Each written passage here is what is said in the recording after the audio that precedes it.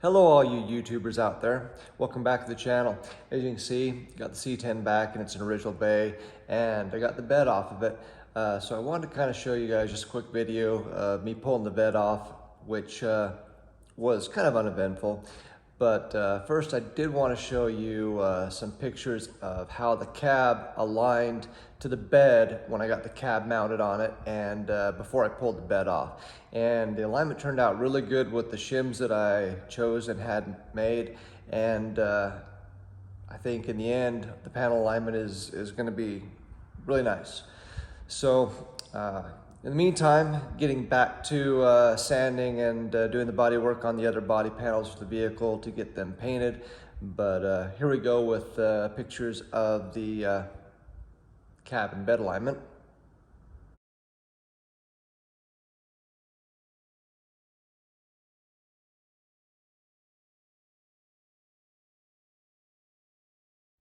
As you can see, the alignment turned out pretty good. So now I'll get into pulling the bed off and showing you the uneventful process of that. So taking the bed off the chassis wasn't as nerve-wracking as putting the cab on with the bed in place. It actually came off pretty easily. And I'll show you, all I did was I just used my full extensions with a 2x4 block in the front, and then the back, I used my extension with a couple of 2x4 blocks. I know that looks sketchy. It is kinda, but not really, especially since this isn't really a lot of weight. And I'm not gonna be shaking it and rocking it. I'm just gonna go straight up, move the chassis out, and back down on a stand.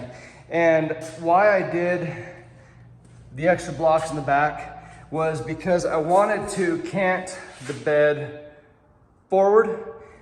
And that was because right here, I did not want to drag this along the bottom of the cab. So by canting it forward served two purposes. One, it moved this away from the bottom of the cab down there. And also, because of my side filler that I'm doing, the frame right here hit right here. So by canting the bed, it was actually able to lift the bed off here. So then once I was up about 2 inches, then I could slide the bed back a little bit.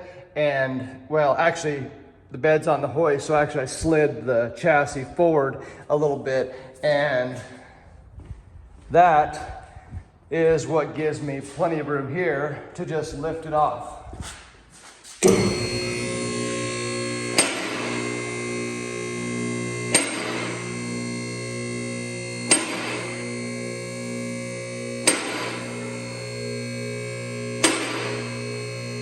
Now watch it fall. That would suck. So that should barely give me enough room to slide the cabin chassis back in its original place over here and allow me to lower the bed on my rolling stand here so I can do the body work up there. Well, down here. Anyway, you get my idea. So anyway, the bed came off easily enough. It was stress-free, so I didn't show the whole process because it was simple. So I just kind of decided to show the ending part and kind of how I did it, just to make kind of a quick video. So it's really tight, but this should give me enough room to get the chassis and cab slid back and moved back over into this bay. So I free up my hoist, and then once it's moved, then I'll be able to put the bed on that stand there and be able to wheel it around and start working on the body work on it, mainly where I did the filling of the stake pockets and marker lights. Plus there's some other stuff that needs to be done. You can't see because there's no reflection, but the tailgate had a little bit of shipping damage. And there was also another dent in the side of the bed panel from shipping damage. Plus I've got to fix that inner fender too that I'm reusing off the old bed. So a little bit unexciting, but I did want to show the process slightly of how to take that off without damaging that.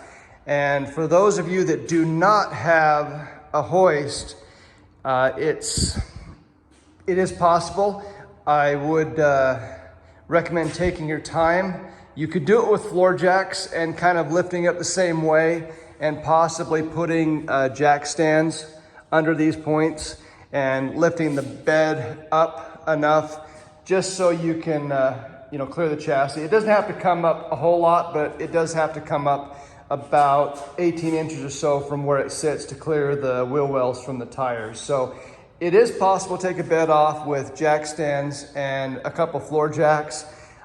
It would be a pain, but I would say it is possible if you're really careful.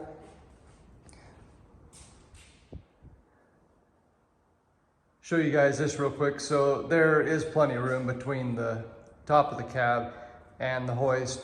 One good thing about lower trucks and cars, you can do this type of stuff. This is something that I definitely couldn't do with my four-wheel drive pickup. So that gives you guys kind of a glimpse on how I'm able to move stuff around inside my shop without actually having to pull stuff out of the shop and back in. So it is helpful when you're working on shorter vehicles and not taller lifted four-wheel drive vehicles, which in the future I actually have one of those builds planned someday. And that one might be a little bit interesting, getting stuff, moved around, but I'll deal with that when I get to it. So in the meantime, I'll be just kind of plugging away at doing the body work and getting a bunch of these other body panels prepped for paint. And I also have a few other things coming up on the channel. Kind of been done before on my channel, but this is one of the next things I have to do. And yeah, you guys have seen one of these before, but not this one. This is the second 4th gen Camaro that I have, and this one needs the same thing as the other one. Motor is dripping oil everywhere, which I absolutely hate oil leaks. So motors have got to come out of this one. This one's a little different. It is a year older and it has the 6-speed manual transmission. So while I did a video on pulling the LS1 with an automatic, probably gonna also do a video on this one. I'm gonna do a few other things to this motor because this car is actually a 1LE track car. So I might do a few mods that it kind of deserves to have had years ago. So a video of that will be coming up soon, and a couple other videos that might be of interest to you guys. So keep an eye out. Thanks again for watching, and we'll see you next time. Goodbye.